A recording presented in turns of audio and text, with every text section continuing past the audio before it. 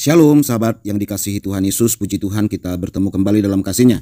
Sahabat mungkin sering mendengar live saya menyatakan bahwa mengapa mereka ini kok hobi sekali ngurusin yang bukan urusannya. Ngurusin tempat ibadah agama lain, membubarin rumah ibadah agama lain, melarang agama lain beribadah. Nah, itu aja mereka yang ngurusin. Bahkan kalau kita melihat mereka ini sibuk sekali mengurusi kitab yang bukan kitabnya, yang bukan kitab yang mereka imani, selalu mereka urusin. Akhirnya sahabat yang terkasih, saya temukan jawaban dan respon mereka ini. Kemungkinan besar ini adalah respon dari pernyataan-pernyataan saya. Yuk kita dengar videonya sahabat. Mengapa umat Islam disebut umat terbaik oleh Allah Tuhan semesta alam? Dan mengapa umat Islam selalu menyindir dan mengurusi agama lain, terutama agama saudara kami Kristen? Jawabannya ada di Alkitab Kristen itu sendiri, yaitu di Markus 12 ayat 29 dan Yohanes 17 ayat 3. Jawab Yesus, hukum yang terutama ialah, dengarlah hai orang-orang Israel, Tuhan Allah kita, Tuhan itu Esa. Itulah mengapa. Nah sahabat yang terkasih, saudara simak ya penjelasan dari saudara muslim ini, karena video ini di channel muslim ya. Jawab Yesus, hukum yang terutama ialah, dengar hai orang Israel, Tuhan Allah kita, Tuhan itu Esa. Saya baru tahu sahabat yang terkasih bahwa pernyataan Tuhan Yesus ini, dengarlah hai orang Israel, ternyata kepada orang Islam. Baru tahu saya bahwa orang Islam itu adalah orang Israel.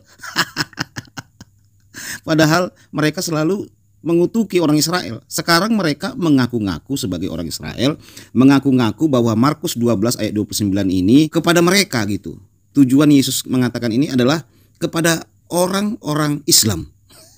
Kacau sekali pemikiran mereka ini ya. Kok mau mereka menentang kitab mereka sendiri, menentang kepercayaan mereka sendiri, padahal sesembahan mereka itu mengutuki orang Israel, orang-orang Nasoro kan gitu ya. Tetapi sekarang ini mereka mengaku sebagai orang Israel. Kacau sahabat ya. Katanya inilah alasan mereka suka menyindir orang-orang Kristen katanya. Alasannya ini, hukum yang terutama, dengarlah hai orang Israel, Tuhan Allah kita itu Tuhan yang Esa. Apakah tujuan Tuhan Yesus mengatakan ini kepada orang-orang Islam? Nah, sedangkan Islam sendiri muncul abad ke-7. Tuhan Yesus itu tidak mengenal Islam sahabat. Tidak mengenal, karena apa? Tidak ada satupun ayat di Alkitab, bahkan nabi-nabi di Alkitab, bahkan raja-raja, pendoa, para rasul, para penghikmat, tidak pernah, sekali lagi saya katakan, tidak pernah sekalipun menyinggung Allah Subhanahu wa Ta'ala, menyinggung Nabi Muhammad, menyinggung agama Islam. Yang ada adalah Farisi, Saduki. Apakah mereka ini orang-orang Saduki? Kita nggak tahu sahabat. Nah, kita lihat ya secara lengkap ayatnya Markus 29 ini. Kita lihat dahulu. Markus 12 dimulai ayat 28 ya. Hukum yang terutama. Lalu seorang ahli Taurat yang mendengar Yesus dan orang-orang Saduki. Nah, ini kan pernyataan Tuhan Yesus kepada orang-orang ahli Taurat dan orang-orang Saduki. Apakah orang Islam orang Saduki? Sejak kapan orang Islam menjaga bait suci? Karena orang-orang Saduki ini pada masa itu adalah imam-imam yang menjaga bait suci. Apakah orang-orang Islam sudah menjaga bait suci? Nah ini kan mereka menentang ajaran mereka sendiri, menentang kepercayaan mereka sendiri, ngaku-ngaku sebagai orang Saduki. Aduh Tuhan. Padahal Tuhan Yesus banyak loh menentang ahli Taurat, orang-orang Saduki. Kenapa Tuhan Yesus menentang mereka? Mereka ini suka pamer agama sahabat, suka menonjolkan bagaimana beragama, berdoa di jalan-jalan, ibadah di jalan-jalan, suka pamer gitu loh. Apa yang mereka lakukan, mereka tunjukkan kepada orang bahwa mereka adalah orang yang paling mengerti agama, orang yang paling paham beragama. Ya mereka ini beragama tetapi tidak berkarakter orang yang beragama sebenarnya. Gitu ya, beragama tetapi ya masih berbohong, masih berdusta, masih menghakimi orang, memaki orang, menzolimi orang. Tetapi mereka mengaku beragama. Itulah yang ditentang oleh Tuhan Yesus pada masa itu. Nah kita dengar lagi apa dikatakan firman Tuhan. Dan orang-orang Saduki bersoal jawab dan tahu bahwa Yesus memberi jawab yang tepat kepada orang-orang itu. Datang kepadanya dan bertanya, hukum manakah yang paling utama? Jawab Yesus, hukum yang terutama ialah dengarlah hai orang Israel, Tuhan Allah kita, Tuhan itu Esa. Ayat 30. Kasihilah Tuhan Allahmu dengan segenap hatimu, dan dengan segenap jiwamu, dan dengan segenap akal budimu, dan dengan segenap kekuatanmu. Dan hukum yang kedua ialah kasihilah sesamamu manusia seperti dirimu sendiri. Tidak ada hukum lain yang lebih utama daripada kedua hukum ini. Lalu kata ahli Taurat itu kepada Yesus, tepat sekali guru. Nah, benar katamu itu bahwa dia Esa dan bahwa tidak ada yang lain kecuali dia. Memang mengasihi dia dengan segenap hati, dengan segenap pengertian, dan dengan segenap kekuatan, dan juga mengasihi sesama manusia seperti diri sendiri adalah jauh lebih utama daripada semua korban bakaran dan korban sembelihan. Yesus melihat bagaimana bijaksananya jawab orang itu, dan ia berkata kepadanya, engkau tidak jauh dari kerajaan Allah. Dan seorang pun tidak berani lagi menanyakan sesuatu kepada Yesus. Dan di sini kita lihat sahabat, pengakuan mereka yang mendengar pernyataan Tuhan Yesus mengakui engkau tidak jauh dari kerajaan Allah. Di sini jelas bahwa Yesus itu diakui adalah pemilik kerajaan Allah. Sekarang kita lihat, Tuhan Yesus menyatakan bahwa kasihilah Tuhan Allahmu dengan segenap hatimu, dengan segenap jiwamu, dengan segenap akal budimu. Tuhan Yesus juga menjelaskan bahwa Tuhan kita itu Esa, bukan Tuhan yang tiga, apalagi Tuhan yang beranak, kan begitu ya. Makanya firman Tuhan berkata, ketika pada masa itu murid-murid Yesus juga bertanya kepada Tuhan Yesus, Tuhan Yesus, tunjukkanlah kepada kami Bapa yang Esa itu. Lalu Tuhan Yesus kepada murid-muridnya, jika engkau telah melihat aku, berarti engkau sudah melihat Bapa. Dan hukum yang kedua adalah kasihi sesama manusia seperti dirimu sendiri. Jadi jelas sahabat, mengasihi manusia, bukan menjolimi, bukan memenjarakan, bukan menggeruduk. Nah, kita tahu agama mereka ini, apakah mereka ini agama kasih? Apakah mereka ini mengasihi musuh, mengampuni musuh? Tuhan Yesus mengajarkan kasihilah musuhmu, berbuat baiklah kepada musuhmu. Mereka ini kan tidak bisa mengasihi musuh sahabat. Ketika agamanya dikritik, ketika kitabnya dibaca, mereka ini kan ngamuk-ngamuk. Ketika ada orang yang murtad dipenjarakan. Itu kan kejadian sudah beberapa kali sahabat.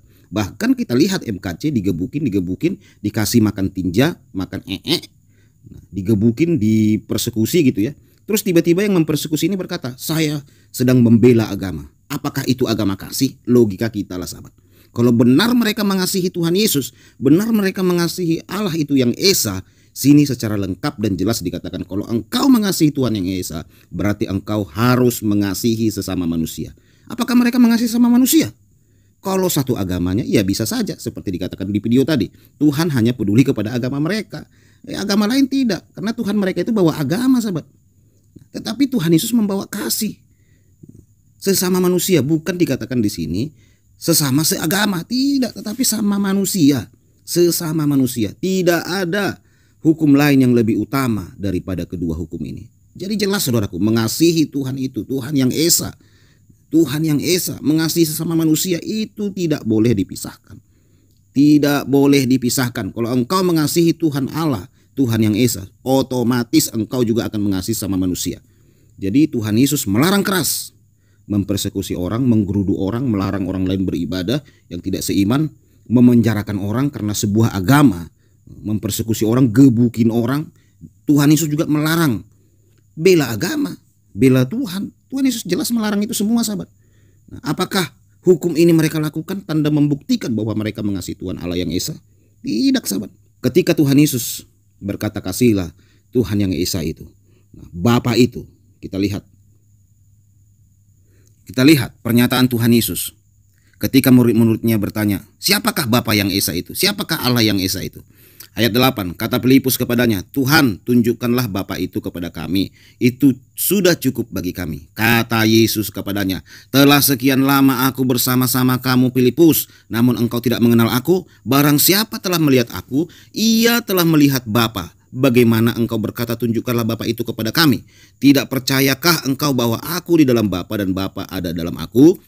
Apa yang aku katakan kepadamu tidak aku katakan dari diriku sendiri, tetapi Bapa diam di dalam aku. Dialah yang melakukan pekerjaannya.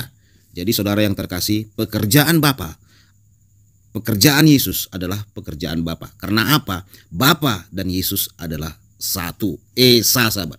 Jadi siapa yang melihat Yesus telah melihat Bapa, karena Bapa dan Yesus itu adalah satu. Karena Tuhan Yesus berasal dari Bapa, yaitu Yohanes 1 ayat 1 sampai 14 ini, pada mulanya adalah firman, firman itu bersama-sama dengan Allah dan firman itu adalah Allah. Siapakah firman itu? Kita perhatikan di ayat yang ke-14. Firman itu telah menjadi manusia dan diam di antara kita, dan kita telah melihat kemuliaannya, yaitu kemuliaan yang diberikan kepadanya sebagai anak tunggal Bapa, penuh kasih, karunia, dan kebenaran. Tepat sekali bahwa Bapa yang Esa itu telah mengutus firman-Nya, yaitu Yesus. Bapa dan Yesus adalah satu. Firman itu telah menjadi manusia, menjadi daging, yaitu Yesus Kristus sendiri. Jadi jelas sahabat ya, kekristenan tidak pernah menentang Tuhan yang Esa. Tidak pernah saudaraku, karena Tuhan kita Esa.